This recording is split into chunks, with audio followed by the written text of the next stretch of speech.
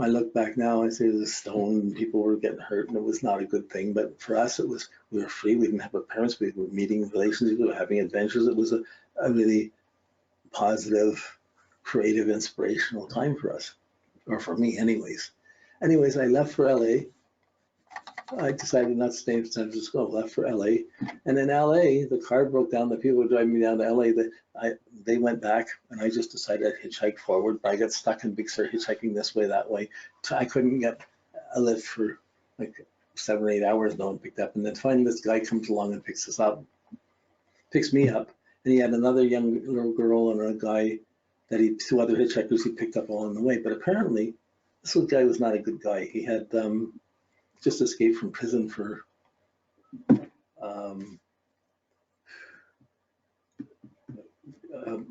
selling people into prostitution and stuff. So this guy picked us up. He was up to no good. We're going along, and finally he drives up into Big Sur, and he's trying to take us up into this place where we probably would have died in the process. But his car got stuck, and we're pushing it to try and get him out of to get his car. He's making us push it. He's driving the car and pushing it, so it goes and it backed up. I said to the people next time, I said, look, next time he pushes up, we run, we'll go back into the forest, we'll split up, and some of us will get away.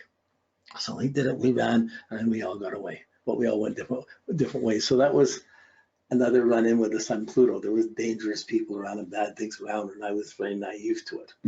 But I feel angels were watching out for me at the time. But this was the end of the Cancer looking for security, feeling San Francisco's home and security. That was like the end of it.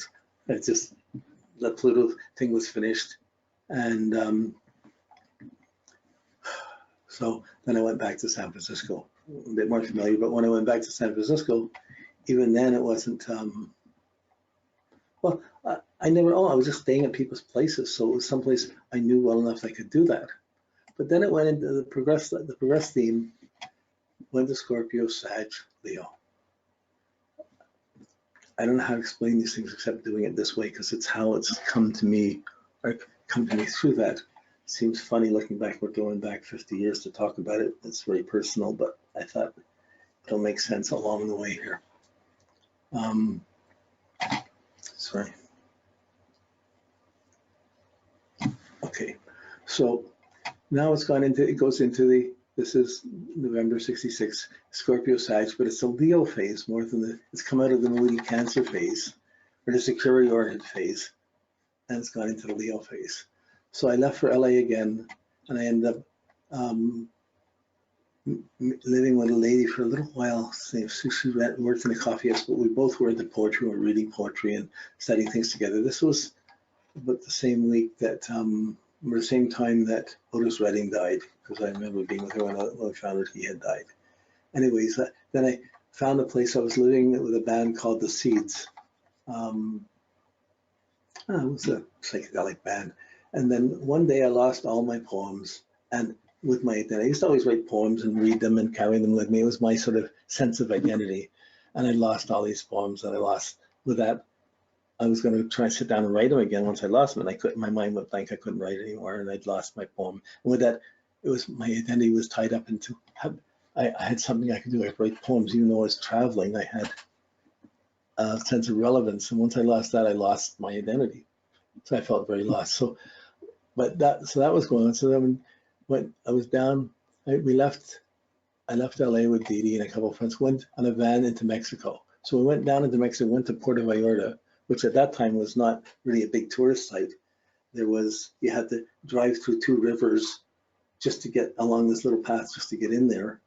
And there was a little hippie community just up the coast from there, but I wasn't really going there. But we were there, and we just slept in this empty hut. But we got arrested because they were arresting everybody that had long hair. So they arrested about 20 people in the area that day that had long hair, and we were one of them. So this is another still a Pluto element going on. When we first got arrested, Dee Dee was a good artist, so we were in the back of the car, and they stopped to get other people and said, "This is like, make a drawing of these 2 guys and make them look really handsome, or like special soldiers or something like that." So she drew a little sketch of them and gave it to them, and they thought it was very nice and that. So they still I mean, it was just a little talk dialogue in the middle of all the other things. Other people got arrested, was going along. So that went on. And we ended up all being put in this jail. And I guess we call it a coeducational jail. They didn't have that. We were just in their places, and it was dangerous. But in the end, they decided, the police decided that they're going to shave everybody's head bald, just to get, and then let people go. They're going to shave everybody's head bald. Well, I was, my stubbornness, my stubborn Scorpio, I said, well, I'm not going to fight them to stop it, but I'm not going to move 1 inch to help them. So I just decided I'd sit and meditate and sit there. And if they came cut my hair, they could cut it, but don't ask me to stand and help and walk in line and let them do it. So this is stupid, right? But this is where I was at. So first they came up and came once or twice trying to talk to me, saying, you got to do this, got to do this. Everybody went and lined up getting a haircut. I wouldn't. So when I wouldn't, then they came with 2 guards, the 2 guards that arrested us, and they had to point their guns at me. They had their guns pointed at my head saying, get up and move. And I didn't move. Dumb, looking at it, but I didn't move. And they got spooked and wouldn't shoot. And they had to go against their orders at that time. Anyways, I didn't get up. So in the end, they wanted me to get out of there, just got spooked by me. And I'm the only one of the 20 people I got out of there with my hair. I still had my long hair. So it was a funny little battle. Pluto Sun willpower. My son's squaring Pluto, Pluto Sun. But even in coming out of that, once I got out of there with my hair still on, everybody else had lined up to get their hair. They figured I must have been a cop to get out of there without my haircut. Like I wasn't one of that. Like, so it really made me an enemy where I should have had friends. But anyways, we all went our different ways, and I went from there down to that was in Puerto Vallarta. So from then I went from there to Mexico, and I went to Mexico City, and when I got to Mexico City, there was 3 inches of snow on the ground. It was the one day of the last century where it snowed. But I didn't stay in Mexico City. I went from there, and I went further into a place in Oaxaca in the mountains called What the Demon Is. There was a place that had never been mapped that I was curious about. I was driven to go find it with some secret, like Scorpio Sag. I had to see this place that had never been mapped. It's just in my mind, why was this blank spot on the map? And turns out it was an indigenous area up in the mountains, and they'd hardly ever seen any white men even. You know, like, so I was one of the first white men, like English-speaking white men that went in there. You know, like, so, I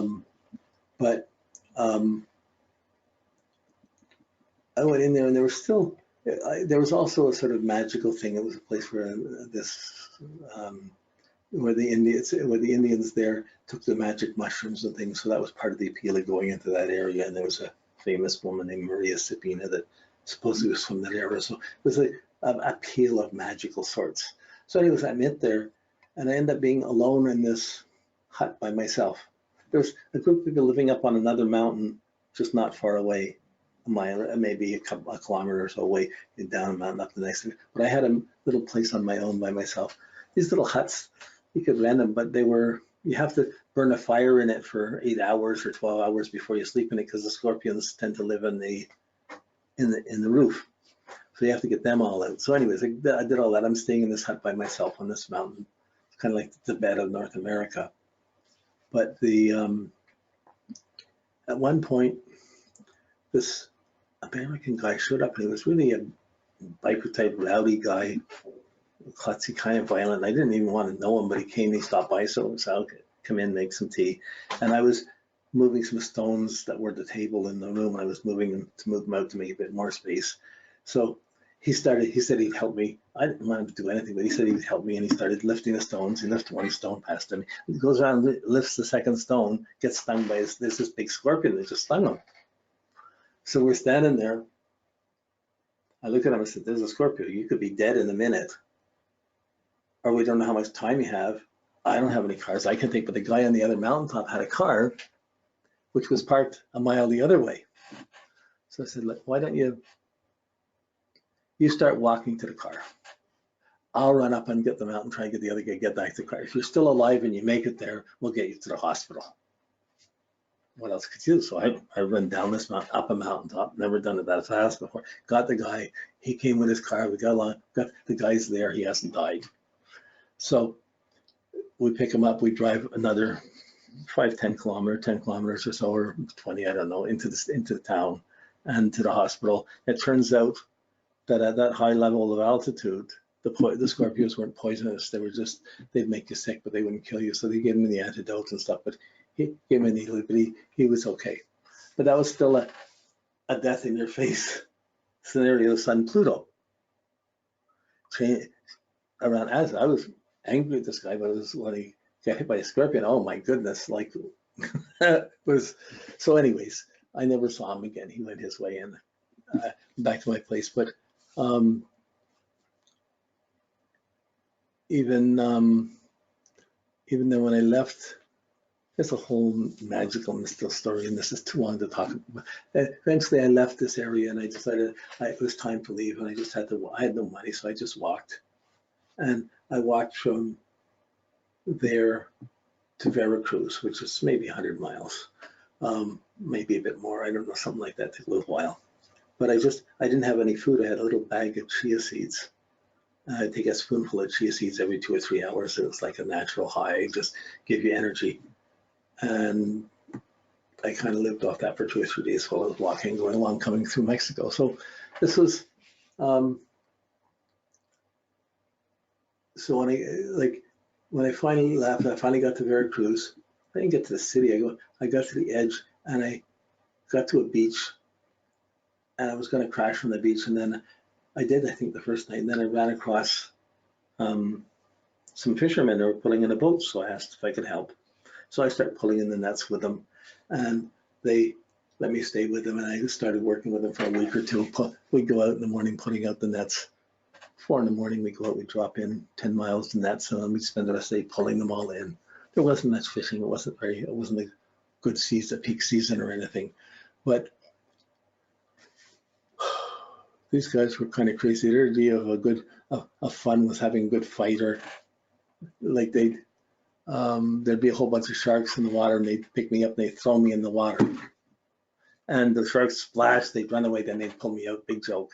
Scared the death out of me. But it was that kind of, so then I left there and I kind of walked from Veracruz, hitchhiked across Mexico back to LA to San Francisco. When I got back to San Francisco, this is all with the Sag and the Leo phase. I get the Sagittarius. I get to San Francisco, and it was a nightmare. It was bikers. It was all violent. It was not a nice place anymore. And I was like, whoa, what's I doing here? It was a real shock to me. And at the same time, I met Prabhupada in that temple, and met him again. And then I found Jackie, the girl I'd always idealized that I had a little relationship to. But I finally found her, but she had become a junkie, and I was trying to relate, and I couldn't relate to her. She was in such a different place. I was devastated. I couldn't, whoa. In other words, I left, and I just left San Francisco, came back to Canada. This was all these things with the meeting Prabhupada, the things in Mexico. This was all with the progressed Sun conjuncting Mercury in Scorpio in my 3rd house, with the Scorpio, the Sag, and the Leo. The Leo with the fighting for my hair, they're trying to shoot me, and I'm not going to move to cut my hair. That's stupid, but that's like part of the Leo phase. By